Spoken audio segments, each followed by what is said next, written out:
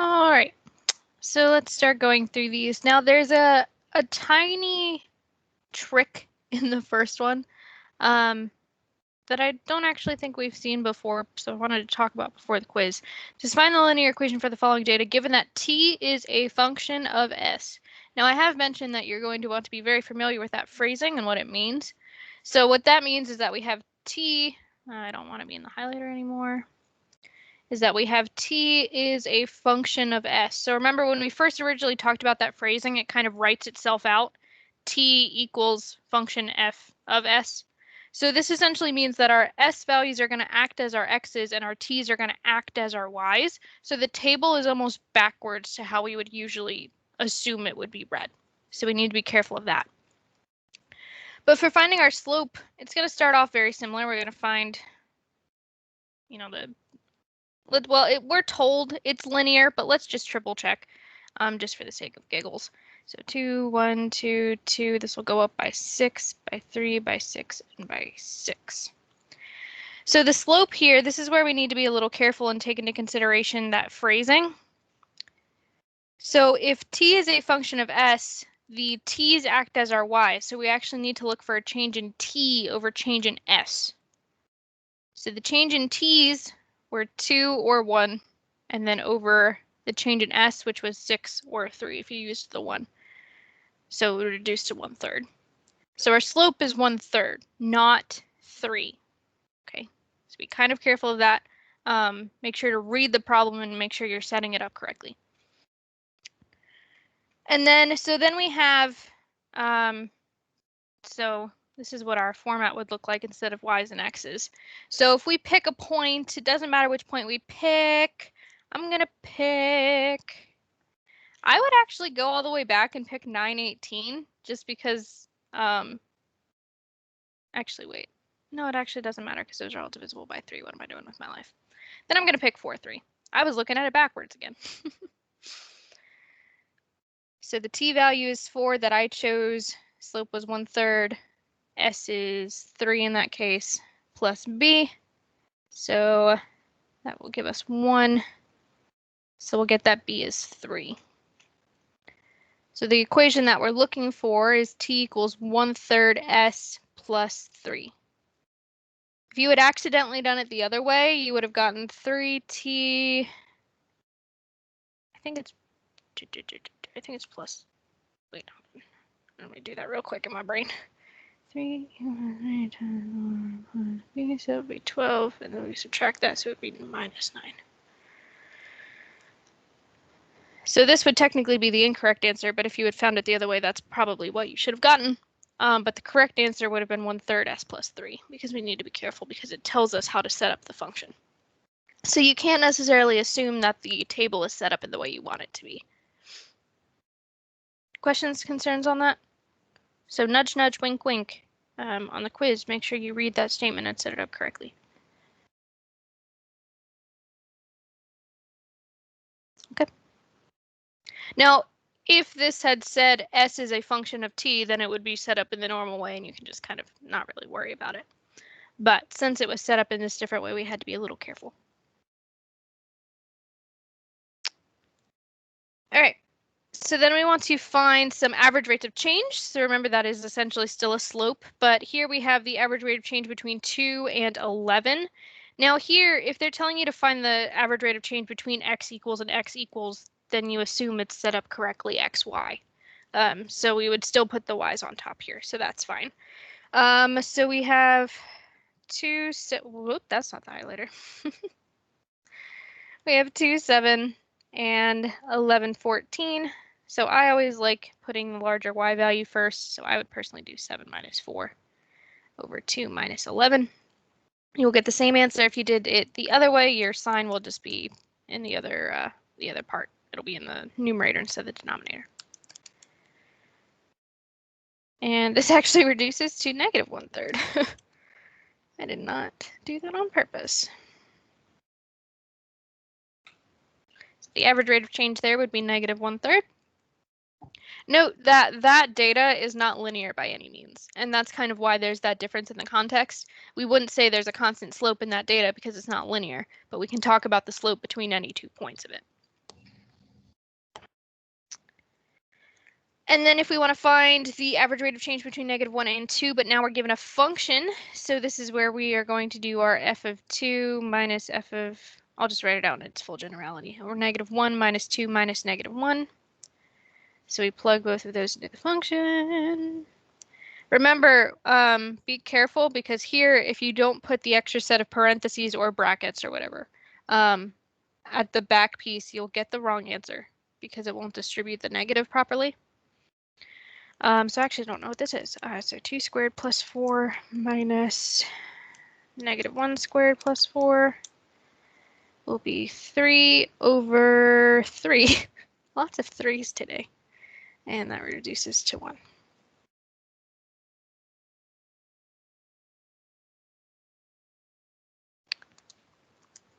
All right. 8 minus 4. Yep, okay. Questions, concerns on that? On any of the warm-up? So let me erase this wrong answer that was up here before people get confused. If you feel confident in this, you'll do fine on your quiz. So if you have questions, I'll give you another 5 seconds to let me know. Before we switch over to finishing our 1-3 notes, and then we'll be heading over to 1-4 if we have time, which hopefully we will. All right. Moving over to, where's our 1-3? Oh, well, they're not called 1-3. They're called linear average rate of change notes. So last time we ended by talking about, scroll up, there we go, by talking about relative change. So remember, relative change is when we take the end value minus the beginning value over the beginning value. It's unitless, it's usually written as percent. So we had one problem left of those to try. So we had this problem here, problem 8. So the puppy that Sam bought his girlfriend was originally priced at $980. That's an expensive puppy. He got the puppy on sale for way too much money, still for $650. How much of a sale did Sam get? So essentially, how much was the puppy marked off to bring it from 980 down to 650? So we take our ending value of 650. Whoop, let me bring this back down. So we take our end value of 650 minus the beginning value of 980 divided by the beginning value of 980. So remember, it's not necessarily that you're putting the larger value first. You need to keep track of which one was beginning and which one was ending. So negative 330 over 980 will give us negative 0.33. I'll take 4 decimal places, 67.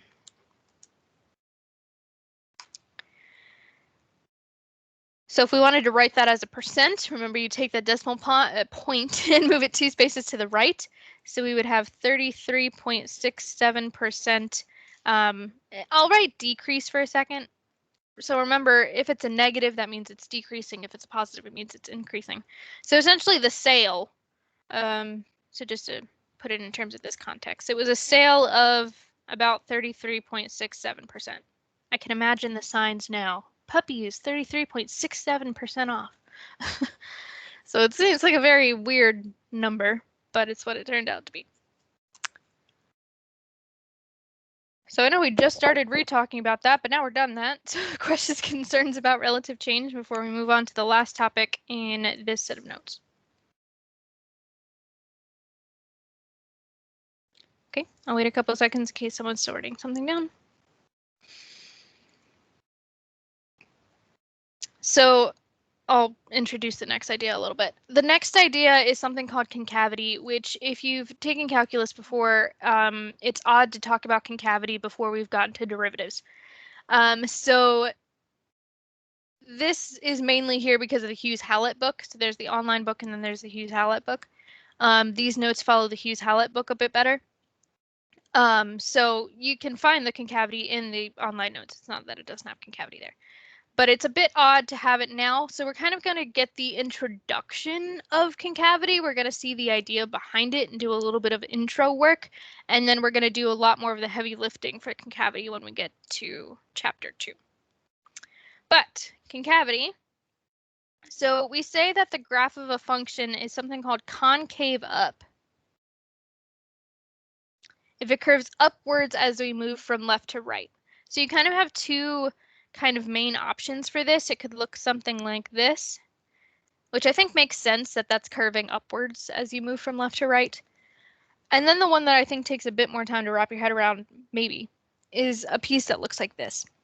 And if you want to recognize why that's actually curving upwards, imagine this is like tracking, I don't know, like a drone that you're flying or something.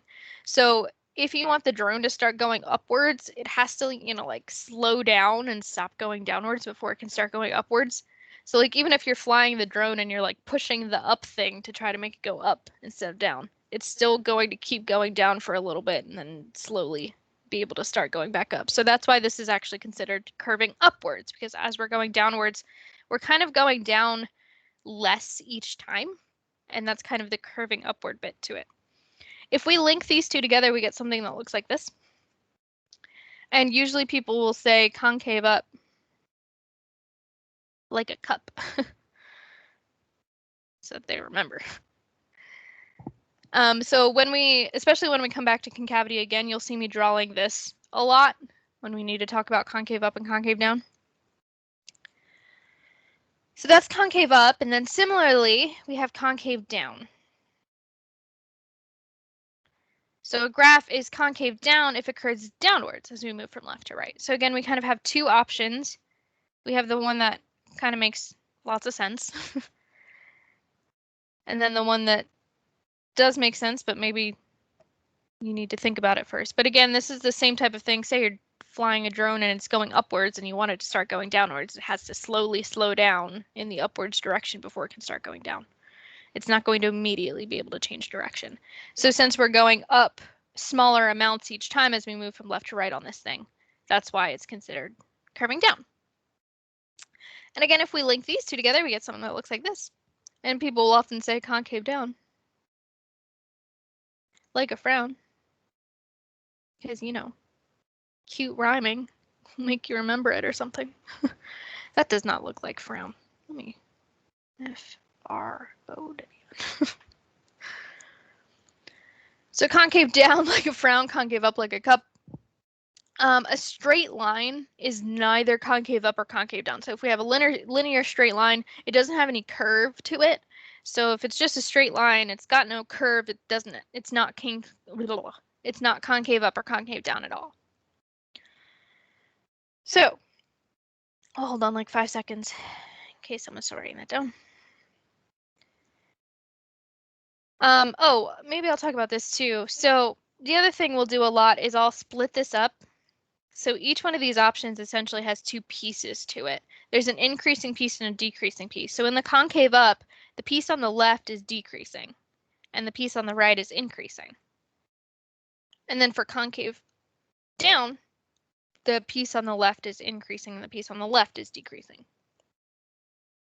So that's going to be very helpful when we want to talk about something that, like we're about to do, increasing and concave up. We kind of know now which piece to look at. We have got 4 options and we can pick out which option we need. So I'm just going to have to scroll past that. So what we want to do here is we want to find which pairs of consecutive points is the following things. So increasing and concave up. Out of our 4 little options, you know, concave up, concave down, and we've got option 1, option 2, option 3, and option 4, if you will. So if it's concave up, it's got to be 1 or 2. So it's only between, did I do it to myself again? Yes, I did.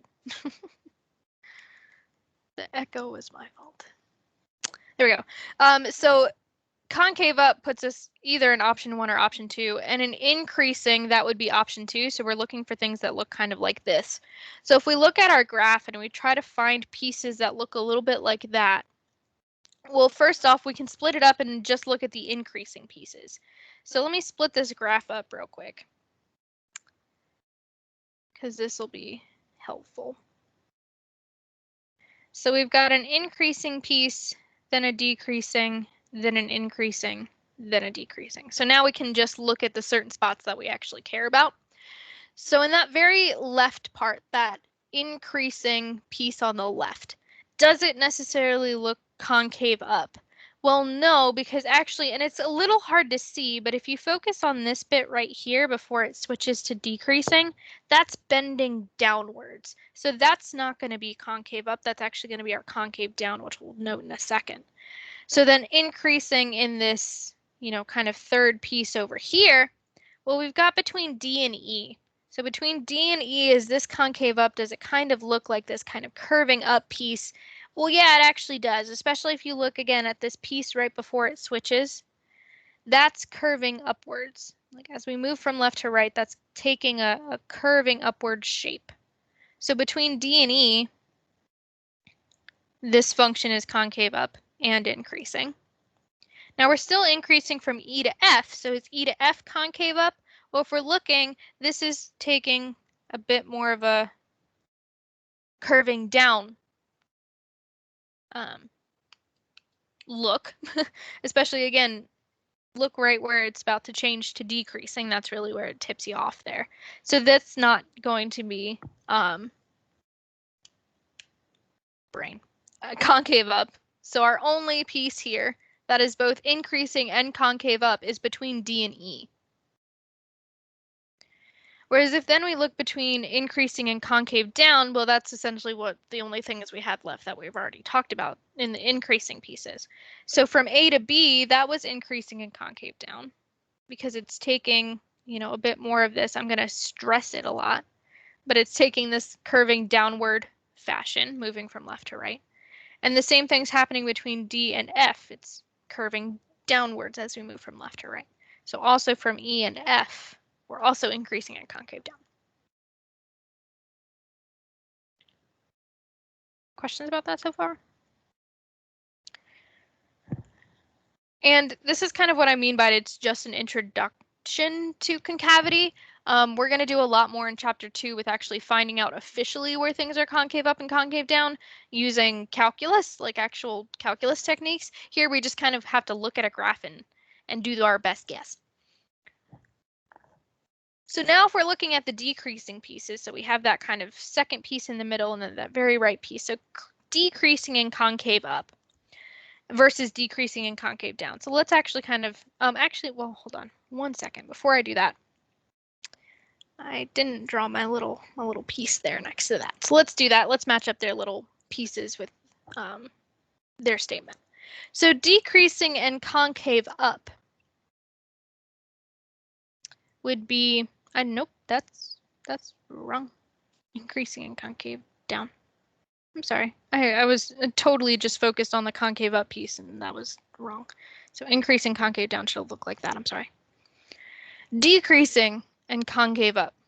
Decreasing and concave up will look like this.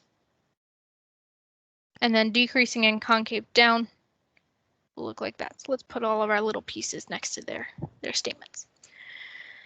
So if we look at what we have, if we look between B and C on the graph, now I'm going to stress it again, but it's kind of taking this shape. It's a bit more stressed than it is in the graph, but if it's that type of shape, we're decreasing and we're bending downwards. So that's going to be one of our decreasing and concave down. So between B and C, this is decreasing and concave down. From C to D, if I stress it again, we're taking a shape like this. Yes, reshare screen.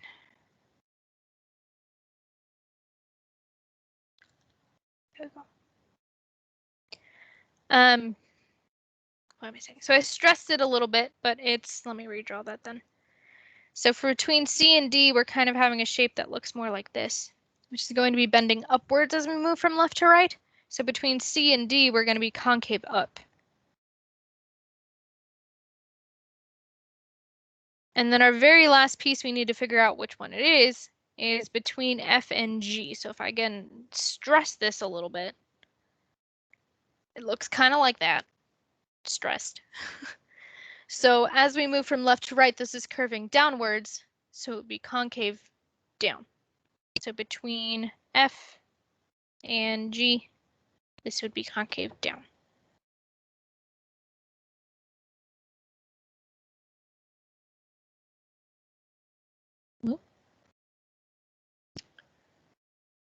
Any questions on that question?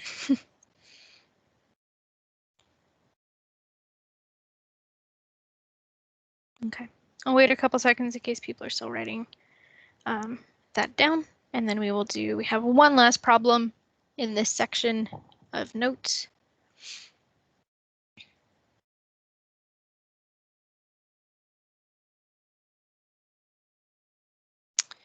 And here we go.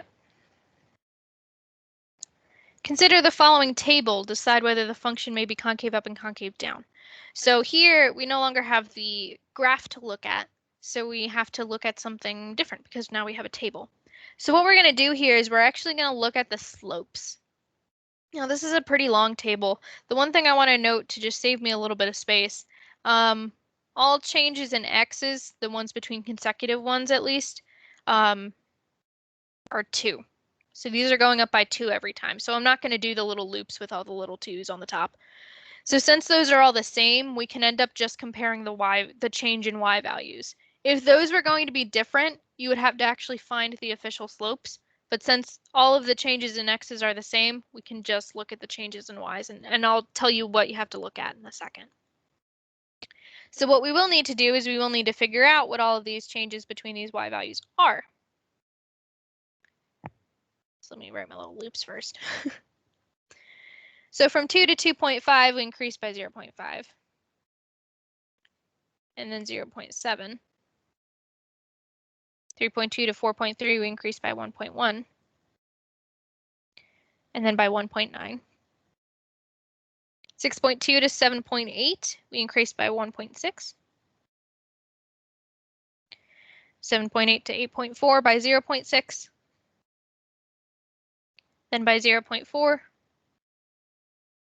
8.8 to 9, we increased by 0.2. Then 0.1. I know this is getting a little cramped. Then 0.5. And then between 9.6 and 10.7, we increased by 1.1. So let me write a note over here just to make sure. I already said it, but just to clarify. Since the change in x are all the same, we can just compare the change in y. If the change in x's are different, you must find the official slope.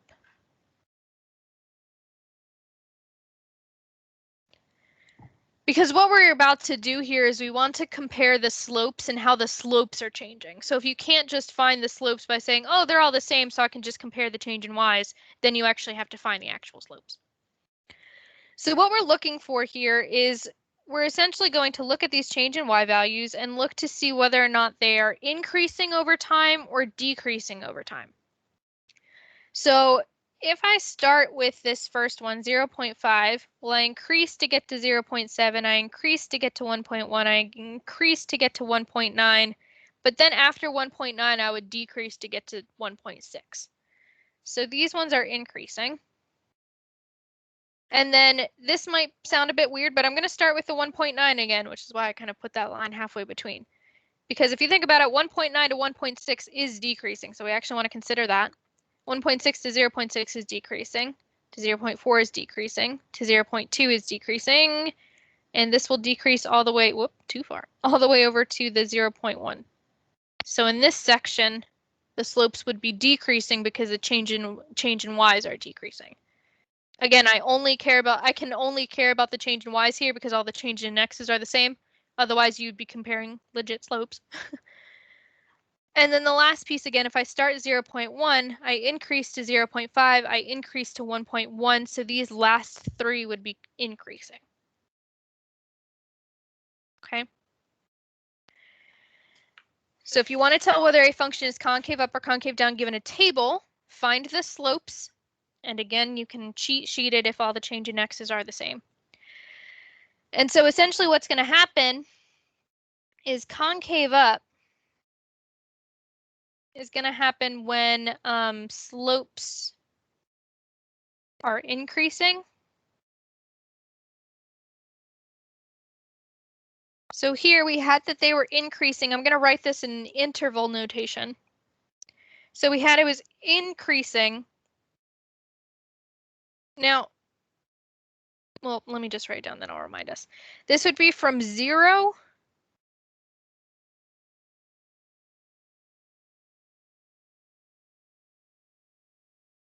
one moment. I think I might have written the wrong answer in my notes, and now I'm questioning myself. Yeah, no, my notes are wrong. Not going to look at those anymore. From 0 to 8. Okay, because essentially the slopes, now 0 to 8, because remember, interval notation always has to do with x values. That's why I wrote 0 to 8 instead of 0.5 to 1.9 or anything like that. Interval notation is always in terms of x values for our purposes. Now, the reason that that is because we had an increasing of slope 0.5 up to 1.9, and the 1.9 slope, ended using the 8, right? So we were increasing from 0 to 8. And then we were also increasing in this back piece. So the slope of 0.1 used 16. Okay, so you kind of want to start where the slope was used. So the slope used 16. So we would also have 16 to 22. Would have the slopes increasing, so therefore it's concave up. Does that make sense? So the x values of 0 to 8 is what gave us the slopes that were increasing, and the 16 to 22, because the 16 helped give us the 0.1, gave us these back here. And so then conversely, concave down would be when the slopes are decreasing. Concave down, slopes are decreasing. Now there will be a tiny bit of overlap here because the 8, so there's okay. This overlap's gonna sound weird, but just trust and believe. This 1.9 started with the 6, and this 0.1 where we ended with the 18. So there's going to be a strange kind of overlap here, because we would say that this is decreasing on 6 to 18. The reason for the overlap is because the slopes use multiple points. Okay, so I understand that those do not kind of match up. Obviously we went from 0 to 8, and it didn't go from 8 to 16, it went from 6 to 18. So there is a little bit of overlap there because of the fact that we need to figure out where the slopes got pulled from. Hopefully that makes sense.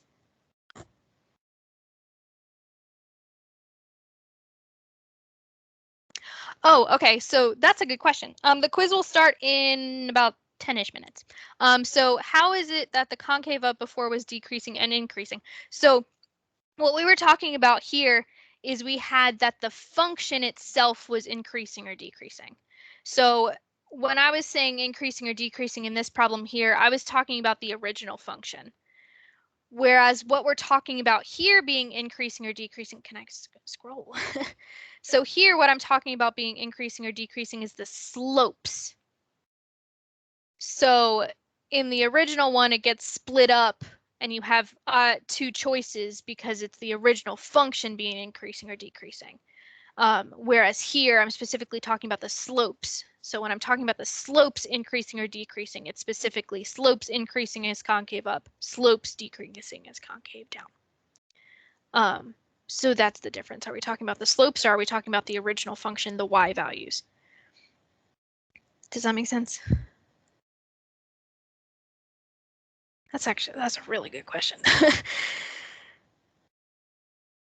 Whoops.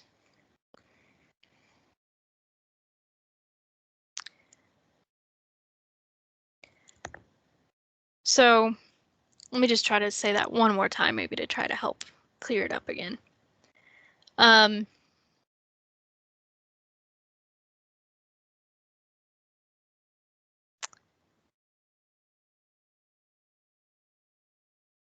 Kind of getting ahead of myself here, but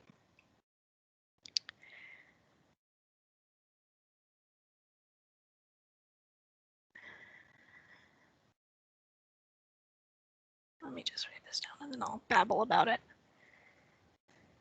No, let me just.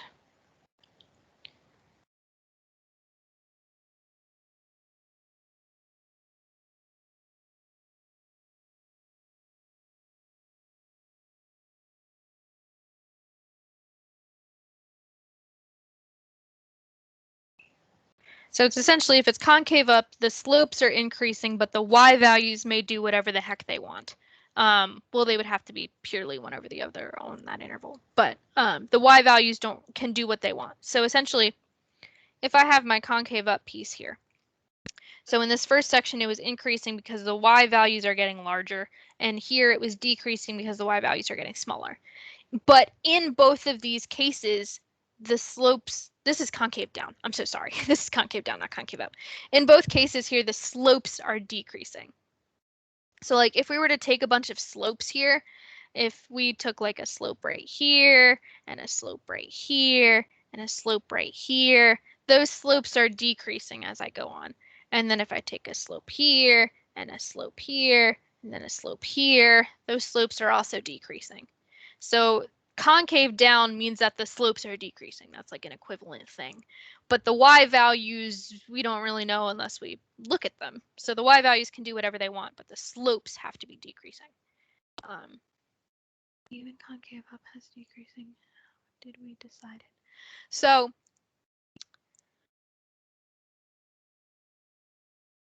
okay. So good questions here. I'm trying to figure out the best way to explain it.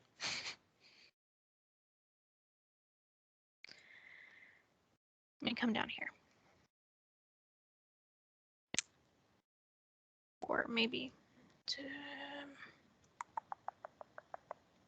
So okay, let me talk about this before I try to go even further down there in a second. Look back at this table and look at these y values.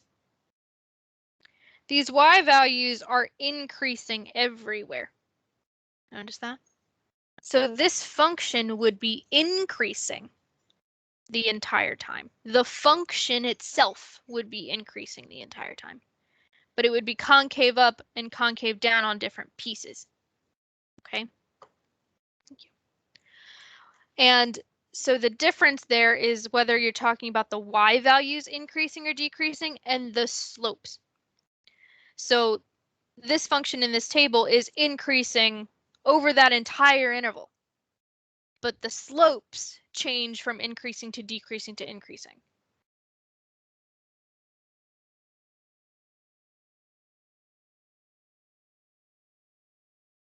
Okay, yeah, so I want to talk about that some more too. So that's good. That's your question has to do with that. So let me make a real bit, nope. Let me make a real big concave down thing over here. And so I was kind of just doing this, but let me do it a bit better. So here we've got y values, you know, so say this is a graph here. And this is the x-axis and this is the y-axis. And say this was y equals 1 and y equals 2 and y equals 3 and y equals 4 and y equals 4.5. And then y equals 4.5 and then y equals 4. And then... I do not claim this is to scale in any means, but just trying to hit something home here. So if I start drawing like slopes between each of these consecutive points, let me try to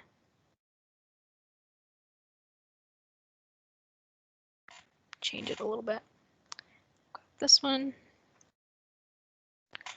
So essentially, if I try to recreate these a little bit, we've got one like this, and then one that kind of goes like this, and then one that slopes off a bit more like that.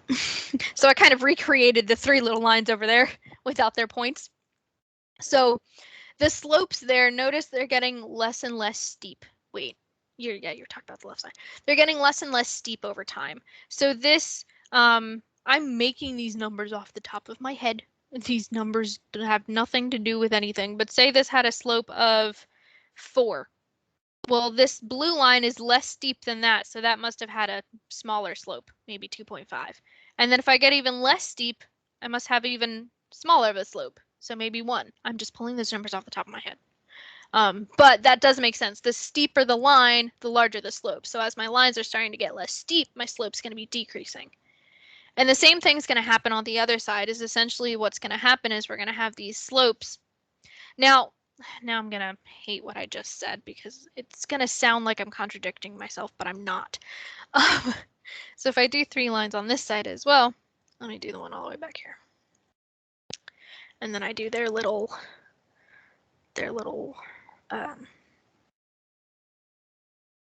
lines here. So we have one like that. And that one gets a little bit and then this one's kind of like, whoa. Now this is going to sound like I'm contradicting myself. On this side, they're getting steeper. But notice that they're going downwards.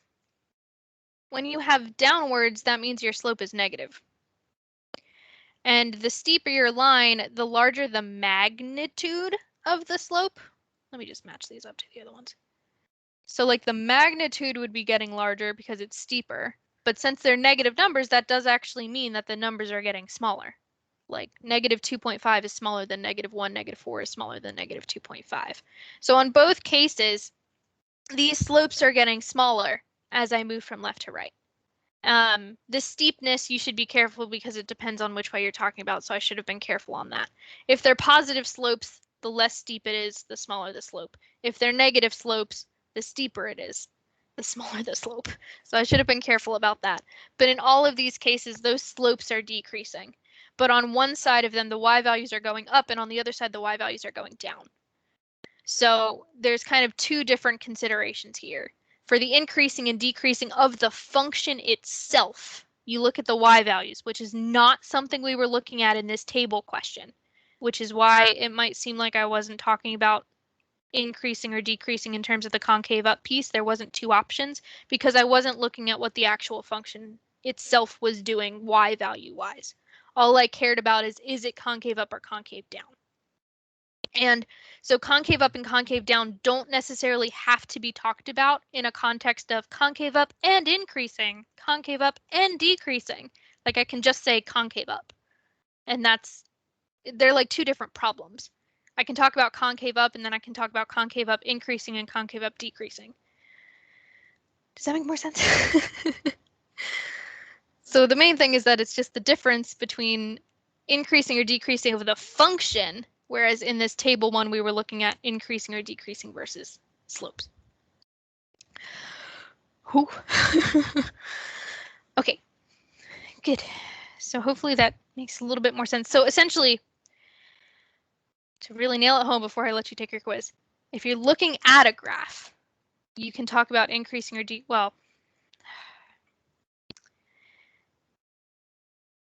the questions that you will be asked at this point in time.